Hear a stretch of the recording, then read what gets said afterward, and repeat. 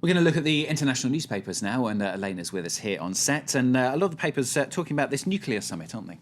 Yes, which of course Barack Obama is having in South Korea today and tomorrow with Chinese and South Korean leaders. Now, he announced yesterday that he and the Chinese have agreed that they're going to pursue a joint line on North Korea, which is announcing it's going to launch a missile next month. So that could be spun as a foreign policy victory, but not for one editorial in Foreign Policy magazine, which says that actually Barack Obama is just allowing the North Koreans to do whatever they like. They say this threatening move that North Korea is carrying out, launching a missile, isn't actually anything to do with the regime change there. It's something they've been saying they were going to do in 2012 for years and years, become a fully fledged nuclear power. So as far as that journalist can see, North Korea is just carrying along the path that it's been saying it was going to follow for ages, and nothing either the US or China can actually stop it.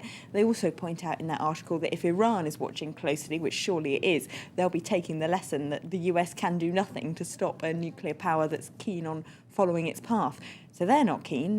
Barack Obama has also courted controversy during this summit, during some off-the-cuff remarks that he made to Russian President Dmitry Medvedev, which were caught on a microphone and thus broadcast by news agencies. Now, he said to Medvedev that after the election, which of course is in November in the US, he'd have lots more flexibility to manoeuvre on foreign policy, so the Russians should be waiting for that. Now, Mitt Romney and some conservatives have jumped on this, as the Washington Post points out, as evidence, they say anyway, according to a conservative columnist in the paper, that Obama is weak and vulnerable on foreign policy and that he doesn't have America's best interests at heart. Not the first, not the last to be caught by dodgy microphones when you think they're closed. You're also looking at Amnesty International report. This is on the death penalty. Yes, this is reported in The Guardian. They do this every year. It's a report of how many people were executed in the last year all around the world. But what's headline grabbing about this really is just how much those numbers have gone up in Iran and Saudi Arabia. Now, the paper reckons that's a reaction to the Arab Spring. It's those regimes trying to subdue any protest by trying to scare people off effectively, getting involved in any kind of anti-regime protests. There's also very high figures, which we can't exactly count because we don't know specifically, Amnesty International say, but thousands of people, 18,000 they think, on death row in China alone. So that shows, according to them, that the Chinese regime is also using the death penalty more and more to try and repress people. Now, another worrying trend coming from China that the New York Times is looking at is that the number of Tibetans who have set fire to themselves as a form of elaborate suicide to protest against the Chinese occupation in Tibet.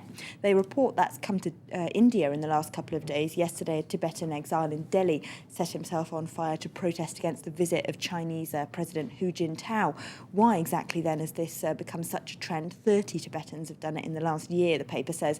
They reckon it's a reaction to more repressive, both military and cultural policies from the Chinese. They've got lots more checkpoints, lots more soldiers, and cultural policies doing things like banning the teaching of Tibetan and forcing monks to have portraits of Mao in their temples. And Elena's also got a good old-fashioned corruption scandal for us. She's always talking about this in the French newspaper review, but this one's in Britain, isn't it? Ours still just aren't as scandalous, though, are they? This one, it's not Too as good true. as pimping, is it? No, that's but true. Nevertheless, the Conservative Party is in trouble again, as The Guardian reports. Their treasurer had to resign at the weekend after the Sunday Times undercover journalists were heard him to promise that for £250,000 they could have dinner with David Cameron and get some insight into policy. Now, to try and fight back against this, Number 10 has published a list of all the people that David Cameron has had lunch and dinner with in the last year, and as you might expect, it includes a lot of very wealthy people, including those who could have connections to the government, like an industrialist who's been lobbying the government for lower taxes. So this is very embarrassing. As The Independent points out, this effectively does exactly what the Conservative Party in Britain is most afraid of.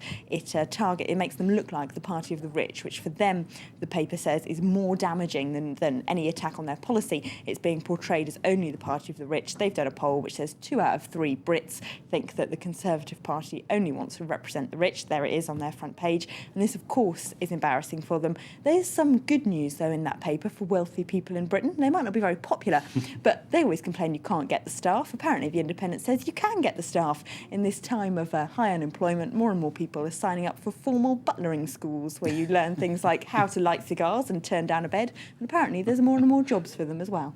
Excellent stuff. Yeah, at least Cameron only had dinner with them. No hotel rooms involved, as far as we know anyway. Elena, thanks very much. That's Elena Casas here with the International Papers.